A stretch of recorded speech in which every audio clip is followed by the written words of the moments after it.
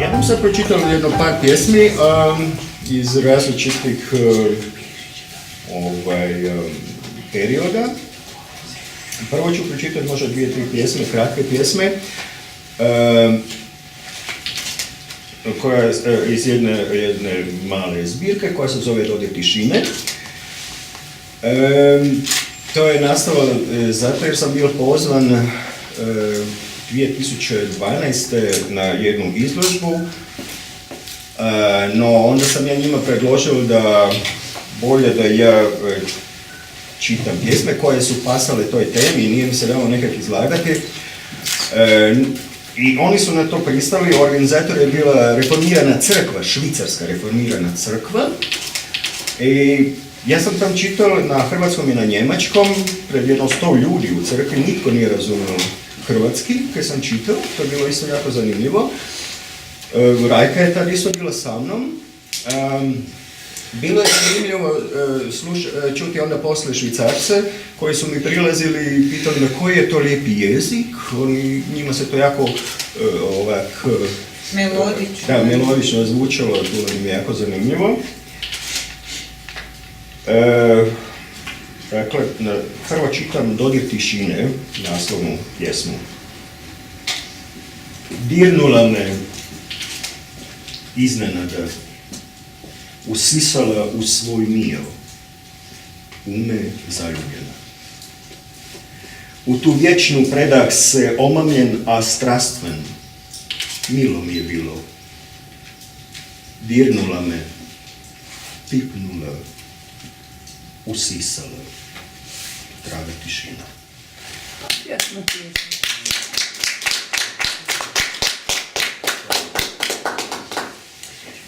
52 mrtvih.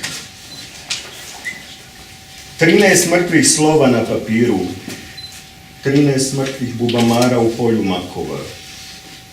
13 mrtvih divljih svinja u lovačkim kolima. 13 mrtvih ljudi. Majke, kćeri, sinovi u izgorjeloj kući. Da li je svih 52 njih u smrti ravnopravno? Jedno se zove Grobovi, nije baš da je optimističko jako, ali nekad mi se posebno sviđa.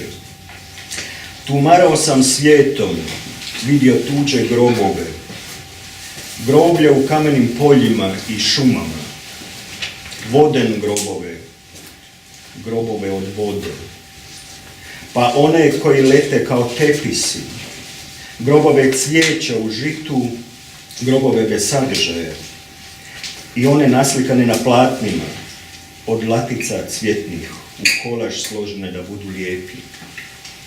Svi ti grobovi, majčina draga majko, nisu lijepi kao tamno jama skromnosti našeg malog sela. Spustimo se u toplinu grobova naših, a ne tuđih sela.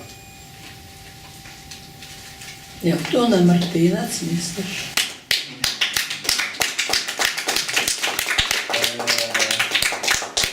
Naravno da... Naravno da. Kad sam tam negdje, onda mislim na Martinac, kad sam tu mislim na... Da. Svašta okolo. Uvijek mi neke fali i netko. Onda ću možda pročitati jednu ili dvije. S ovim pjesmama sam pobjedio na natječaju Silvije Strahimir Kranjčević. To je natječaj bio raspisan 2007. od Hrvatske matice iseljenika, podružnica Rijeka. I ja sam u tom natječaju pobjedio u poeziji, a Dragica Rajčić za prozu čini. 2008. sam čitao onda na Interliberu. Jedna se zove Volim te samo. Miješajući pigmente tvojih plavih očiju i mojih sivo-zelenih, boje se ne bi čak ni promijenile, tek nijanse. Trljajući moju kožu tvojom, moja bi se možda izlizala prije. i lakše pritom propuštala u se žar strasti. To su pretpostavke, zbog kojih se ništa novog ne može dogoditi, zbog kojih ništa neće biti kao prije. Volite sad.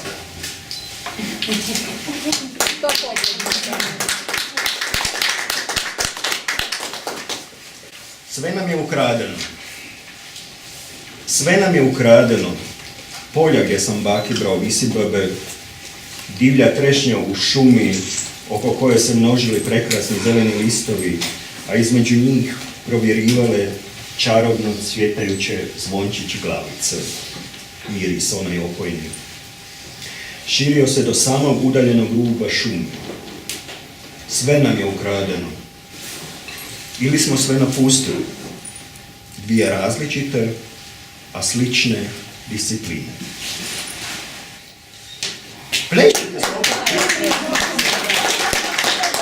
Uopće se ne vređemo. A daj reci, koja je sad pobjednica sa natječaja? Ja sam poslao, ne znam, jedno 10-ak, onda oni su na osnovu svih tih 10. Znači, mene, kao, ne jednu pjesmu. Aha, osobu, a ne pjesmu. Da. Inspiracija je pokoja Kobasica. Čak pišu i pričaju o estetici u umjetnosti razaranja, o ratovanju potrebi, o ratu kao egzistencijalnoj i preko potrebnoj važnosti. Čak pišu i bljuju doktorate o bijeloj boji na bijelom platnu, na bijelom zidu, u Crnom muzeju, u državi kolapsirajućih duša i malih, cupkajućih mozgova. A da to i ne čine, bilo bi svejedno inspiracije dosta i pokoja Kobasica.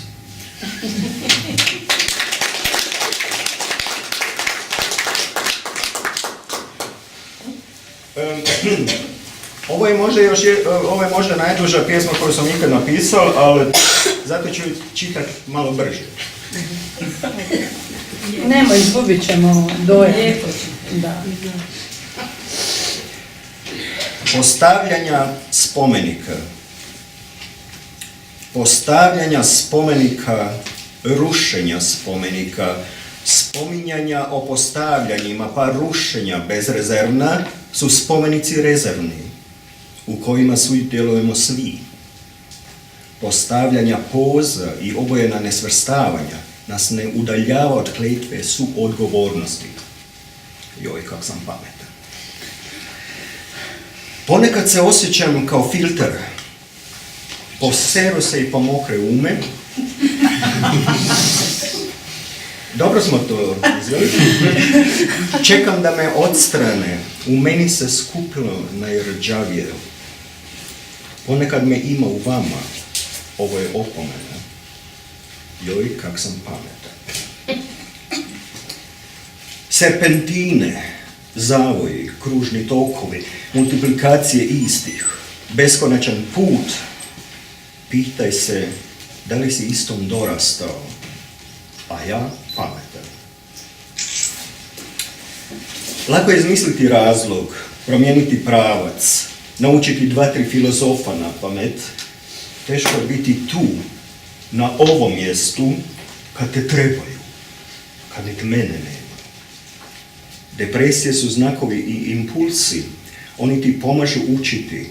Zadaća je teška i djeluje na principu odlijepi se ili doljepi. Nisam pametan. Uvijek kad te se sjetim, bude mi u trbuhu i mudim mučeno. To je valjda zato jer sam te pojeo, a nisam imao bombon slatki. Možda nisam, možda pripit. Nesigurnim u svojoj koži i ne hodajući ispod svojeg već tuđeg šešira, osjećate se goli, ni šeširi vam, nit koža vaša ne mogu pomoći. Panika, panika, panika. Ostavljeni ljudi svugdje okolo, na obalama i kolodvorima ko prazne taške. Kad me nema, kad jesam i nisam pametan, pripit, blesav. Hvala.